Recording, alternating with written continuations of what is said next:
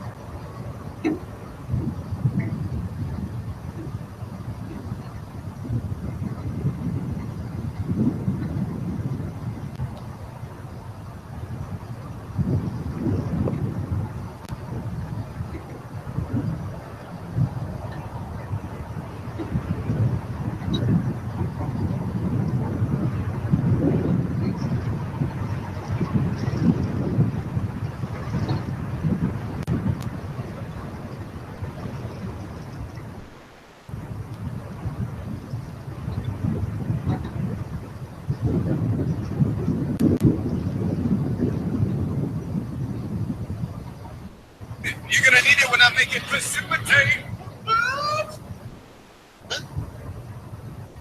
This is CNN, the most trusted name in news.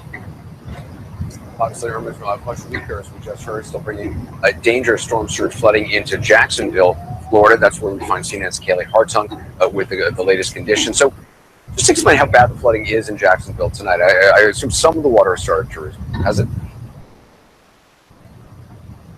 Some of the water has started to recede, Anderson. Right now, I'm standing on dry ground just a couple of feet from the seawall here of the St. Johns River. Earlier today, there is no chance I would have ventured this close to the water. When we first arrived in Jacksonville about 11 a.m. this morning, these waters had come across this seawall thanks to the help of the storm surge and headed 3 blocks inland. For a while there, it was hard to tell the difference between 3 feet of water or 5.5 feet of water. That's what the water was at its peak today, right around 2 o'clock, high tide here. But we watched those waters continue to rise as bad as it was when we first got here around 11 a.m. We then saw it get worse. But these waters have started to recede, and the next milestone here, the next high tide at 1 a.m. We don't know what that will bring, but as the mayor has told us, the threat far from over here. That storm surge this morning, a Category 3 storm surge that brought these waters just rolling through the streets of downtown.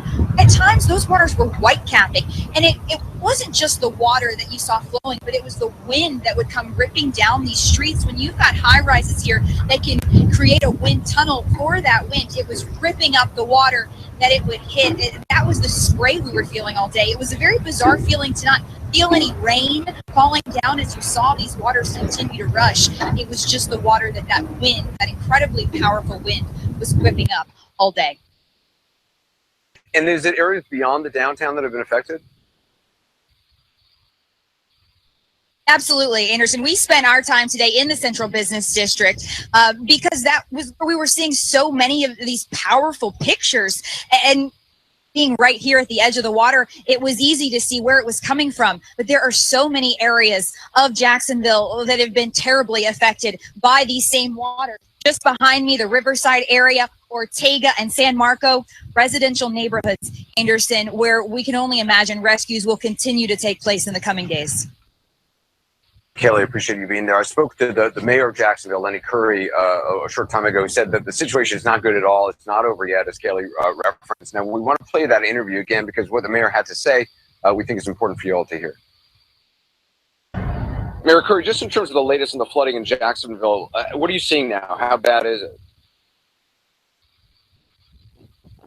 But this is a serious event, and we've been telling the people of Jacksonville this was going to be a serious event for days. On Wednesday, we started voluntary evacuations, and we told people those were going to be mandatory in just a couple of days. And we started them early because of the traffic coming from South Florida. And now here we are, Category 3 storm surge in a tropical storm. And so we are in rescue mode right now. We've flipped to rescue mode, and that's exactly what's happening all day and will continue to happen. Do you have a sense of the scope of those operations? I mean, any sense of how many people may be unaccounted for or stranded in any way? Well, it's serious. I can tell you that I was around today visiting some of the places that were being searched and rescued. And just anecdotally, I had, some of the fire guys and gals that were doing the work told me they had rescued about 100 people just within a small area of town. So the thing we need the people of Jacksonville to know is if they think that that they're going to wait this out and they may be on a second floor, they're going to wake up tomorrow and everything's going to be okay. This could take up to a week, maybe days, maybe a week. I wish everyone had heeded our evacuation orders when we put them out there. That didn't happen, but now it's time for us to go in and save our people, make sure that they're safe. We've had a great partner in Governor Scott. He's been on top of this on the front end through the entire state and in Jacksonville. The president's team reached out early on to ensure that we had access to those resources when we need them. But right now we are working in rescue mode to make sure our people are taken care of. You talked about trying to get people to hear evacuation orders. Clearly people were caught off guard. I mean, not just in Jacksonville, but elsewhere, particularly when this storm shifted more to the west in the days before. Did you think, or did people there think they were out of the woods before all the flooding happened? Anderson, one of my concerns was that people would think that. And it's very clear the message that I communicated when it started to shift to the west. I said, please, people, do not think that this is not going to be a major event. Do not think this is going to have major impact. We are not changing our evacuation orders. They're as serious as now as ever than ever. You know, we weren't surprised. I wasn't surprised. My team wasn't surprised by such a major event. The development that was new was the type of event it was, and that was this morning we learned that there would be Hurricane Category 3 storm surge and a tropical storm. And so we are just dealing with that now. Policemen, firemen, contractors are here. Neighbors are helping neighbors, just doing everything that we can. First things first, make sure our people are safe. And I mean, obviously it differs in different areas. Do you have a sense how deep the water is in some areas? Oh gosh, there are areas that I was in today that you can't drive a major public rescue vehicle into. I mean, with major tires, high up off of the ground. You've got to take the big truck in, you've got to drop the boat in that the rescue guys take, and you've got to go down the road, get these people in the boat, get them out, get them back to a truck and drive them out. Then get them to a shelter or get them to someone's home that can take care of them. So it's deep and it's dangerous, and the threat is still with us. But this is, Anderson, this is what I told the people today. This is why we're here. This is my job. This is the job that policemen and firemen sign up for, and they are answering the call of duty. And I'm so proud of this community working their butts off right now to save people. Oh, Mayor Curry, we appreciate you taking the time to talk to us. Thank you. Wish you the best. Thank you. Thank you very much. I want to check in with the meteorologist, Tom Sater. Tom, first of all, just in terms of Jacksonville, how long can people there expect to see this kind of flooding in Jacksonville or this storm? Well, basically this afternoon it started to recede, which is good news. We knew that we were going to have this onshore flow even before the system made landfall in southern Florida. It's such a broad storm. In fact, we were talking about Jacksonville. I didn't think they would break the record from Hurricane Matthew last year, but they did. They got up to 5.5 feet. And that broke the record by 1/2 foot, all the way up into Jacksonville St. John's River. In fact, it beat out Florida in the 60s. It was higher than anything they've recorded since 1846. When you got to the Savannah River, they made it up to 12 feet. Now, that just missed out on the record, and of course, in the height of the river by just 2.5 inches from Matthew. And then up in the Charleston area, which still has a little bit of an onshore flow trying to keep the waters from receding, you know, they made it up to 9.92 feet over the battery, and that was significant. Still, third place behind Hurricane Hugo and Matthew, but it is going to lighten. There's good things we have. Some flash flood watches as the